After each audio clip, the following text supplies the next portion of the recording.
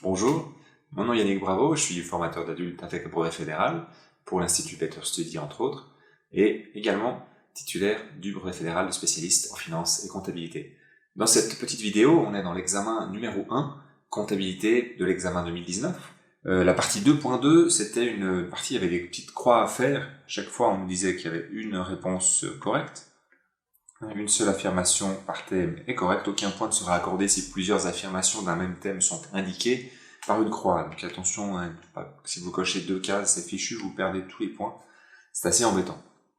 On avait la première phrase, on nous demandait donc concernant les frais de fondation, l'acte notarié et l'inscription en RC.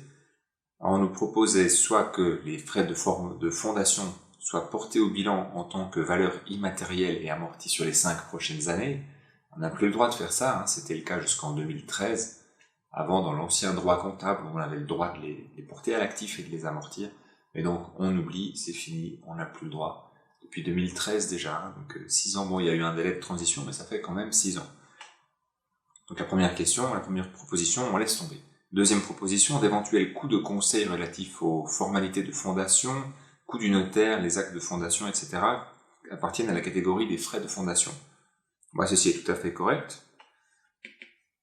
Ça appartient à la catégorie des frais de fondation. Donc on met la petite croix dans cette case-là. C'est toujours des frais de fondation. Aujourd'hui, c'est une charge. C'est plus un actif comme on le mettait à l'époque. Et donc, c'est bien correct. On va quand même vérifier la dernière proposition, histoire d'être sûr. On nous dit pour autant que seule la moitié du capital action ait été libéré. Les frais de fondation représentent, en règle générale, la moitié d'une libération totale. C'est jamais autant, c'est jamais la moitié d'une libération, c'est quelques pourcents, ça dépend plutôt du statut juridique, plus que du montant de capital. Donc, en tout cas, c'est pas cette proposition. Pour la deuxième question, on nous demande affirmation concernant le bénéfice d'aliénation. Donc, le bénéfice d'aliénation, c'est le bénéfice que vous faites lorsque vous revendez un actif immobilisé et qu'il y a une plus-value. On appelle ça bénéfice d'aliénation. Vous proposez de retourner voir à l'opération 7 du problème précédent. On nous disait, selon le droit des obligations, le bénéfice d'aliénation aurait également pu être comptabilisé comme autre produit d'exploitation dans le compte de résultat basé sur les charges de production. Voilà, cela est correct. On aurait tout à fait pu le mettre là. Je pense qu'ils vous ont mis la proposition. Vous voyez qu'en numéro 2, on nous dit qu'il doit impérativement être comptabilisé comme produit extraordinaire. C'est comme ça qu'on le fait bien souvent à l'école de commerce ou au CFC. On le met en produit extraordinaire, mais c'est vrai que c'est pas une obligation. Donc, le problème, c'est impérativement. Il n'y a pas besoin d'être impérativement en produit exceptionnel. La preuve que c'est pas impératif, dans l'exercice précédent, on avait un compte bénéfice sur aliénation. Du coup, c'était pas dans un produit exceptionnel. Donc, on a bien fait de pas cocher cette case-là. Et là, la dernière proposition, le bénéfice pourrait également être comptabilisé en diminution des amortissements et être réparti sur les 3 prochaines années.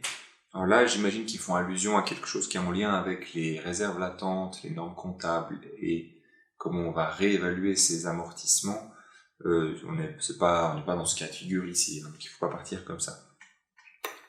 Pour la troisième question, moi je dois vous avouer que quand je l'ai découvert, j'ai pas compris en fait ce qu'il voulait dire. C'est marqué affirmation concernant le compte rendu de situation. Puis je me suis dit, mais qu'est-ce que c'est ça, le compte rendu de situation? Peut-être que vous savez, j'imagine que les candidats purement francophones ont eu de la peine à répondre au moment de leur examen du brevet en mars 2019. À mon avis, c'est vraiment un problème de traduction. Donc, je vous ai mis la question en allemand. Si vous êtes un petit peu bilingue, eh ben, on parle de Lagebericht. Et alors, le Lagebericht, en fait, c'est le rapport de gestion, Lagebericht. J'ai un mauvais accent allemand, j'en suis navré.